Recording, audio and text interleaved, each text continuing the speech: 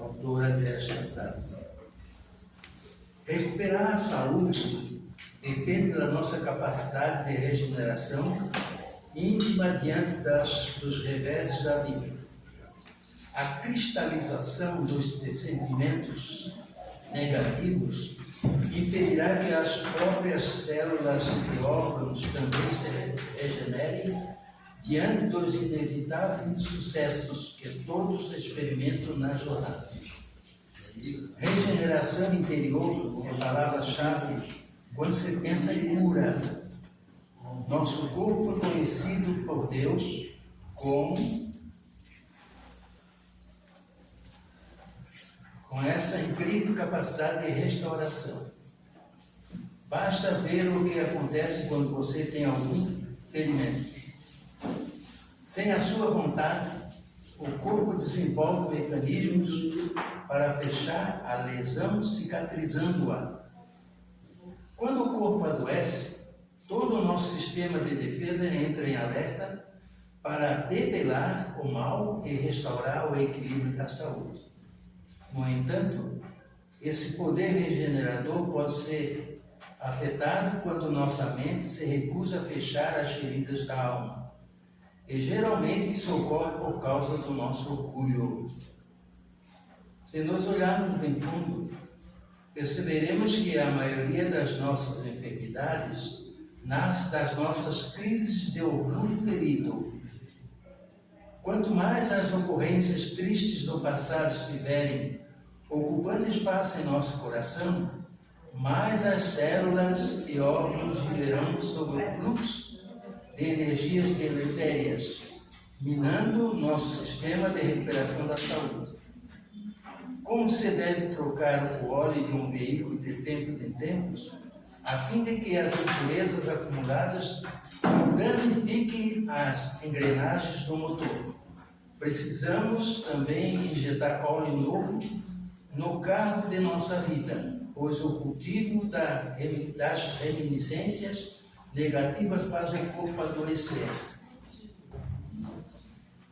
Há pessoas que insistem em dramatizar e reavivar constantemente os episódios infelizes vividos, tanto aqueles em que se sentiram vítimas, como aqueles em que foram os algozes da infelicidade alheia. São prisioneiras de suas próprias histórias. Assim agindo, acumulam um perigoso lixo mental, responsável pelo declínio das suas forças naturais de restauração da saúde. Vivem sempre enfermas, porque não se cansam de mexer no lixo. Em seu encontro com a mulher adúltera, o Cristo não lhe atira pedras de recriminação. Antes, porém, propõe um novo roteiro de vida. Vai-te e não peques mais. Tiremos logo a lama de nossos olhos, para que assim sejamos capazes de enxergar que hoje é um novo dia e que o melhor tempo para recomeçar, refazer o caminho e seguir adiante se chama agora. Se nós olharmos bem fundo, perceberemos que a maioria das nossas enfermidades nasce das nossas crises de orgulho ferido. Então é isso aí, meus irmãos. Nós precisamos diariamente, porque a nossa vida se baseia no quê? No ontem? No amanhã? Não, no hoje. Então hoje. E o que faz muito bom para nós, faz ela assim, como eu vou dizer, é um caminho que nós devemos ter como base e como uma questão de necessidade diária. É fazermos os nossos trabalhos espirituais, não só físicos, não só no trabalho material, não só naquilo que se vê, é um trabalho físico também, mas se busca o lado espiritual. Por isso eu devo diariamente criar sistemas e técnicas para que eu possa assim valorizar diariamente o meu trabalho como filho de Deus, como filha de Deus. Então, são assim, o que nós temos que pensar. Diariamente, eu tenho que buscar aquilo que é melhor para mim, meu exercício mental, né? Então, eu posso dizer assim, todos os dias, sob todos os pontos de vista, eu vou indo cada vez melhor, e melhor em todos os sentidos, porque sou filho de Deus. Eu me amo, e assim nós buscamos diariamente a nossa saúde, a nossa paz interior, né? Por isso eu digo, eu sou saudável, amo meu corpo, tudo vai bem na minha vida. É outro exercício que quando a gente está num momento de crise, ou está se sentindo solitário, a gente busca essas frases e fala com a espiritualidade. Sou saudável, amo meu corpo, tudo vai bem na minha vida. Repete isso quantas vezes você quer. Você está buscando o quê? Você está jogando, está se afastando da doença, você está se afastando do mau pensamento, você está se afastando daquilo que é negativo. Sou saudável, amo meu corpo, tudo vai bem na minha vida, né? Eu estou dizendo que eu não estou dizendo que eu estou doente, que eu estou assim desequilibrado. Não, eu sou saudável. Sou saudável, amo meu corpo, tudo vai bem na minha vida. E é por isso, meus irmãos, tem muitas e muitas coisas que ao ler obras básicas, ao ler certas anotações, e mesmo nas palestras que se ouve, se assiste, e leva para casa aquele conteúdo na sua mente, e lá na sua oração, antes de deitar, antes de dormir, procure lembrar-se o que o palestrante, qual foi a mensagem que ele deixou hoje para mim. E repita novamente, antes de fechar os olhos, antes de fazer sua oração. Então é por isso que aqui estamos hoje, para isso, para buscarmos, né, aquilo que é importante na nossa vida. O auxílio de Deus, a busca de Deus, a paz interior, o conforto físico e espiritual. Isso é a base da nossa vida. Então, dessa forma, desejando que todos se sintam bem, aqui presentes, encarnados e desencarnados, vamos fazer a prece de agradecimento que Jesus, antes, quando ensinou ao povo, ele dizia, ao fazer a prece que eu vos ensino, lembre-se que a prece do Pai Nosso também fala do Pai, do pão e do perdão. Do Pai, do pão e do perdão.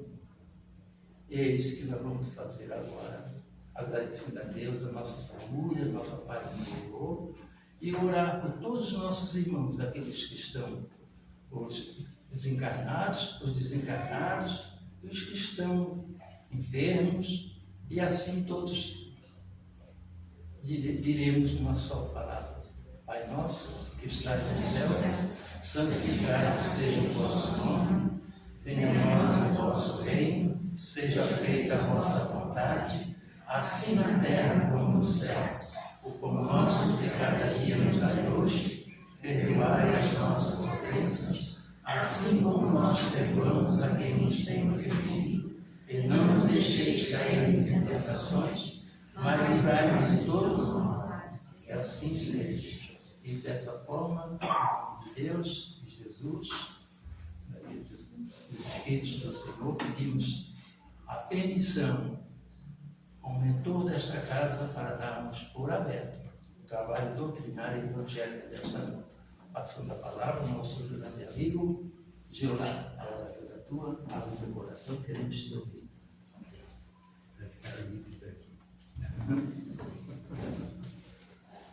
Então, boa noite a todos. Boa noite.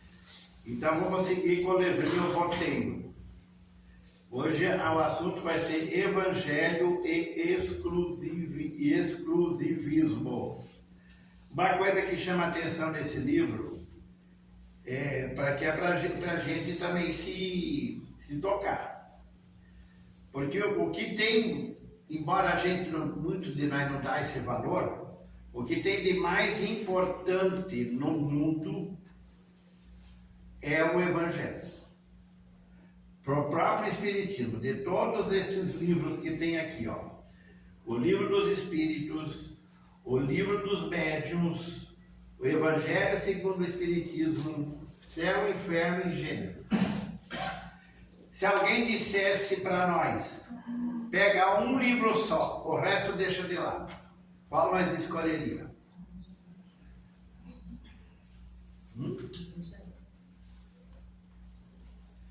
Porque o Espiritismo é baseado no Novo Testamento.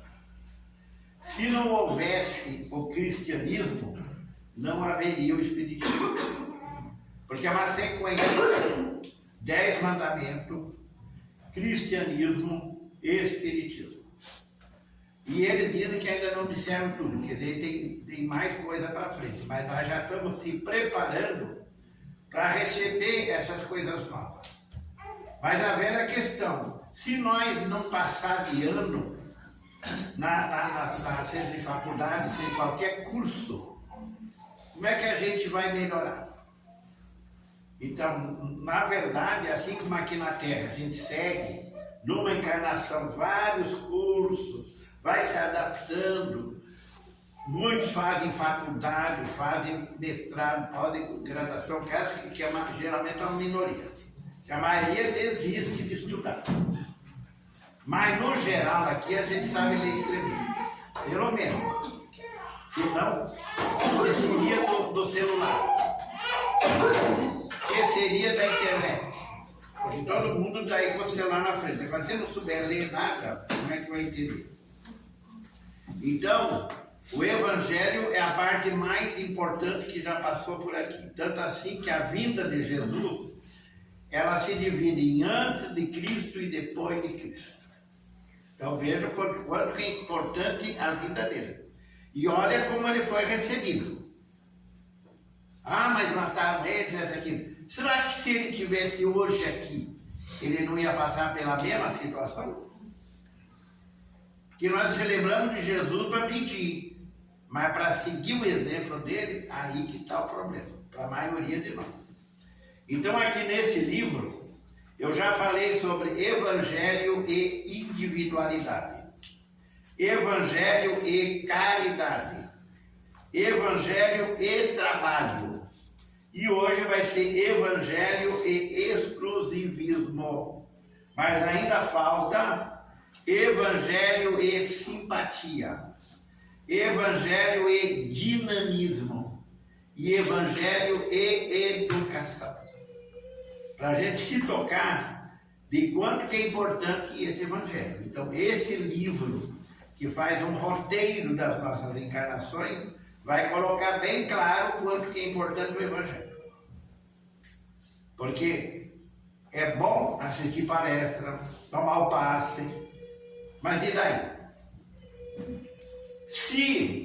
Porque boa parte do centro espírita, o passe é depois da palestra. Porque se fosse antes, muita gente vem só para tomar o passe e dar no pé.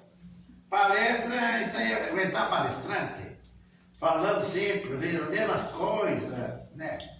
Então se adotou que tem que as pessoas, pelo menos meio que na marra, fazer elas mexer com o raciocínio, com a sua inteligência.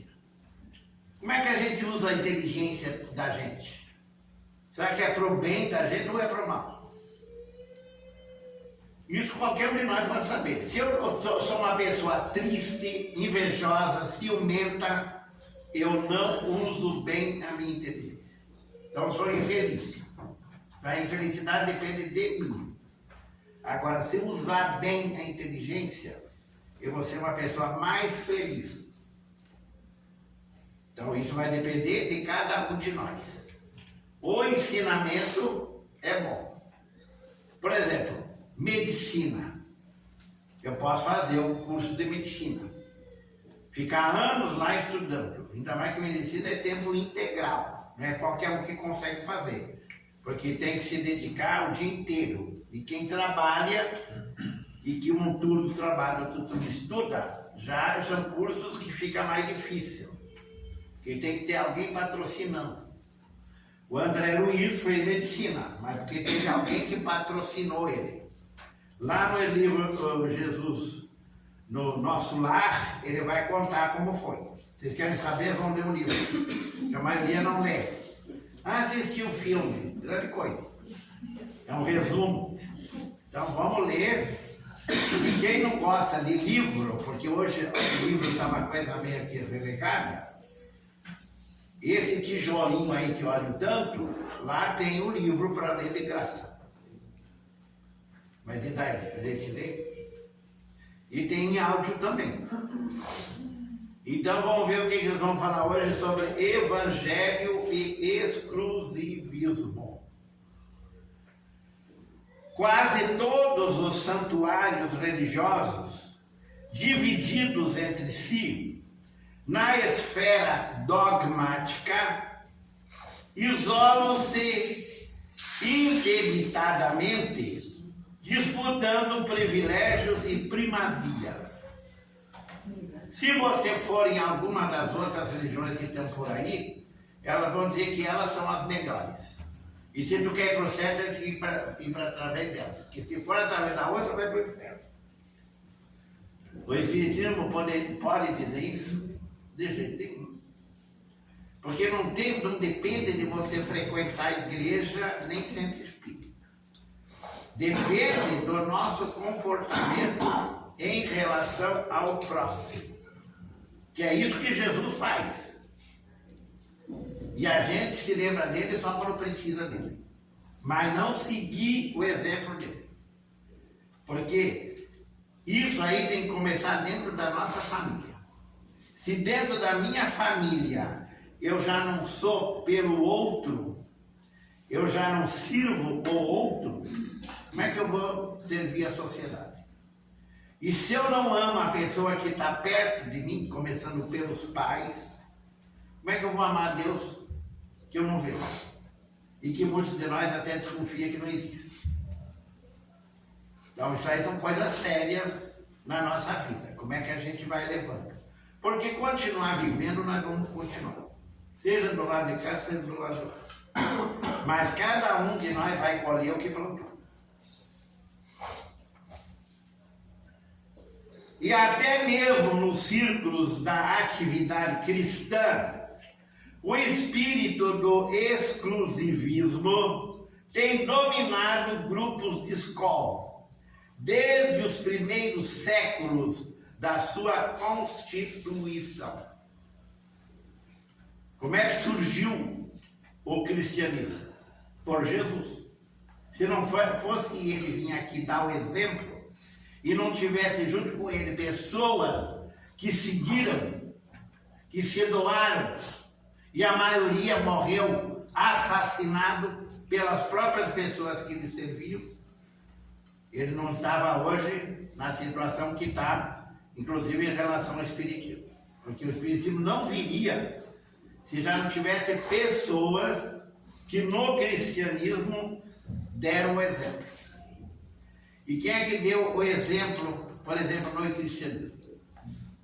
Os santos da Igreja Católica.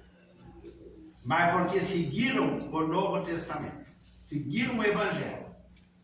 Não é porque eram católicos. Porque o catolicismo surgiu quase 300 anos depois e deturpou o cristianismo.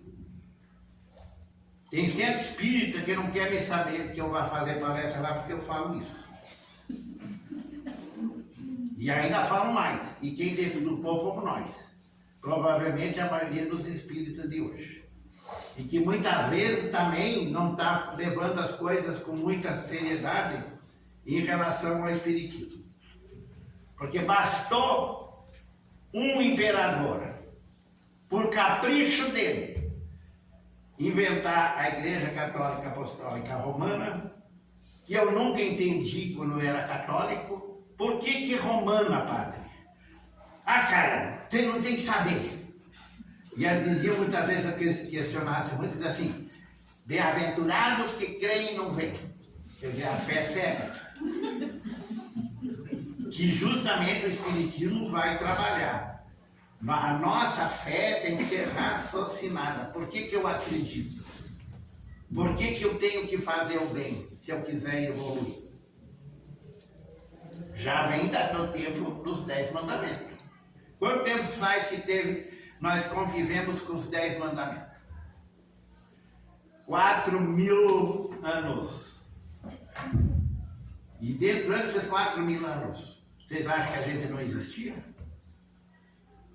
Hein, gente? Alguém ainda acredita que a gente nasceu há tantos anos atrás, que antes nós não existia? Então não adianta estar no Espiritismo. O Espiritismo justamente vai trabalhar sobre a nossa vida eterna. Não é sobre uma encarnação. Então hoje nós já temos que procurar entender isso numa esfera maior.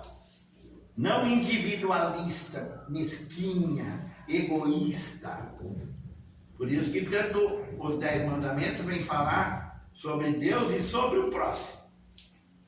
O cristianismo vem fazer a mesma coisa, mas mais exemplificada por Jesus. E o Espiritismo vem também falar a mesma coisa, mas mais ampliada ainda. Porque o que negaram antes, esconderam sobre a reencarnação, o Espiritismo vem trazer bem claro para a gente entender por que nós estamos numa fase de vida e outros estão em outra. Porque nós ainda perduram a inveja. Fulano está bem e eu estou mal. Então, Deus é pai daqueles que estão bem e eu devo ser um adotado. Então, de filho de Deus todo mundo é. Não tem um que não seja. E não tem um que não esteja abandonado. Nós é que abandonamos Deus. Mas daí na hora da necessidade a gente se lembra. Eu tinha um amigo que dizia assim: só se lembra da Santa Bárbara na hora da tempestade.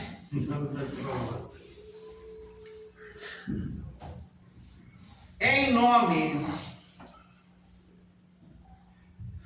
nome do Cristo, muitas vezes a tirania política e o despotismo intelectual organizaram guerras, atearam fogueiras, incentivaram a perseguição e entronizaram a morte.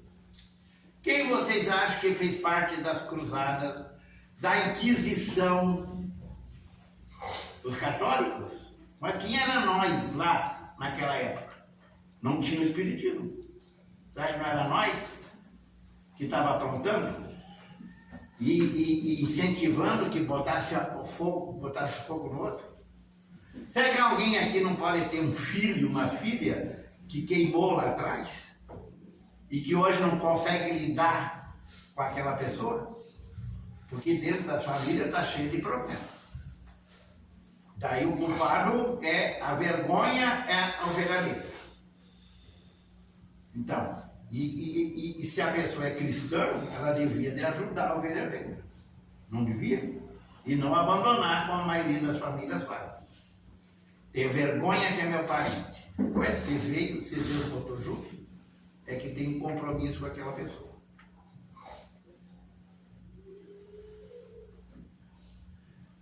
Pretendendo representar o mestre, que não possuía uma pedra onde repousar a cabeça dolorida, Jesus é o espírito mais evoluído que passou por aqui. Ele ajudou a organizar esse planeta. Mas ele não era dono de nada. Mas nós queremos ser dono de tudo um pouco. O marido quer ser dono da mulher, a mulher quer ser dono do marido, dono dos filhos. E assim vai. Nada é nosso. Nem esse corpo é nosso. Alguém garante até quando vai viver? Sabe? Pode ser que a gente vai morrer velho. Pode ser que um de nós aqui seja o primeiro na lista. E aí? Nós estamos preparados? Jesus falou, está sempre preparado, que a hora vai chegar. Para uns mais cedo, outros mais tarde, mas tudo dentro dessa lei universal, que nós estamos aqui para... Porque nós estamos aqui para evoluir. A gente carrega alguma coisa daqui? Nem o corpo. Tudo que a gente diz que é meu, não vai junto. Principalmente coisa material. Marido e mulher não vai antes. E muitas vezes nem se encontram do lado dela. Porque viveram juntos para um perturbar o outro, e não para um caminhar junto com o outro, evoluir junto com o outro. Então, Deus vai fazer o que é melhor para cada um, mesmo que a gente não entenda o que é melhor para a gente. Pretendendo representar o mestre, que não possuía uma pedra onde repousar a cabeça dolorida, o imperador Focas estabelece o papado porque muita gente aqui se criou no catolicismo e ainda vai na igreja. Então, para a gente estudar um pouquinho a história, não é simplesmente engolir tudo. A história está em tudo aí na internet, para a gente estudar realmente, saber o que é a história. Claro que tem muito filme falando da história, mas muito diretor falando da maneira dele. Por isso que a gente tem que ouvir várias opiniões e principalmente coisas que já foram analisadas por pessoas encarnadas mais evoluídas, mais comprometidas com a verdade, para a gente saber realmente. Isso aqui foi passado pelo Chico, pelo Emmanuel. Emmanuel não está passando coisa da cabeça dele para a cabeça do Chico. Esse livro foi preparado na espiritualidade. Então não é uma coisa assim banal. São pessoas já bastante evoluídas que fizeram isso. E o Emmanuel foi o que passou para o Chico. Porque o Chico era um médium honesto, sincero. Tem muita gente aí querendo ser médium, não sei o quê, mas quem é que está ouvindo? Será que os espíritos vêm ou é as trevas? Então, olha o que ele está falando. Focas estabelece papado e é um imperador. O imperador Focus estabelece o papado em... Para vocês saberem que Pedro não foi o primeiro papa coisíssima nenhuma. Ele nem sabia, ficou sabendo que estava depois.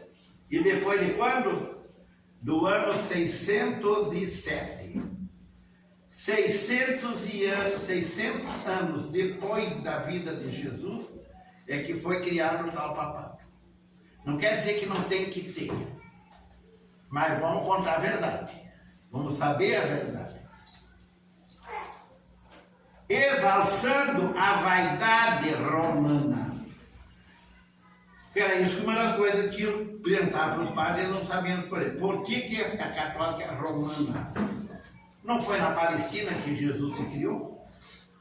Por que exalçando a vaidade romana? Então, porque surgiu em Roma, tanto assim que o Vaticano é em Roma. Não é lá em Jerusalém que vive de pega.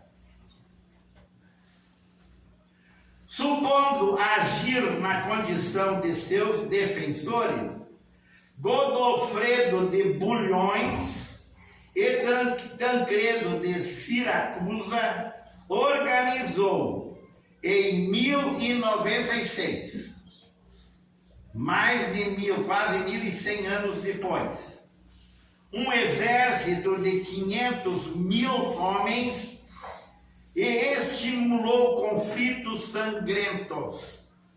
Então era coisa que se fazia em nome de Deus. Não, Deus está mandando matar. É as tais guerras santas. Combatendo pela reivindicação de terras e relíquias que recordam a divina passagem de Jesus pela terra. O que é isso? É história, gente, que a gente tem que saber. Acreditando preservar-lhe os princípios salvadores, Gregório IX é um papa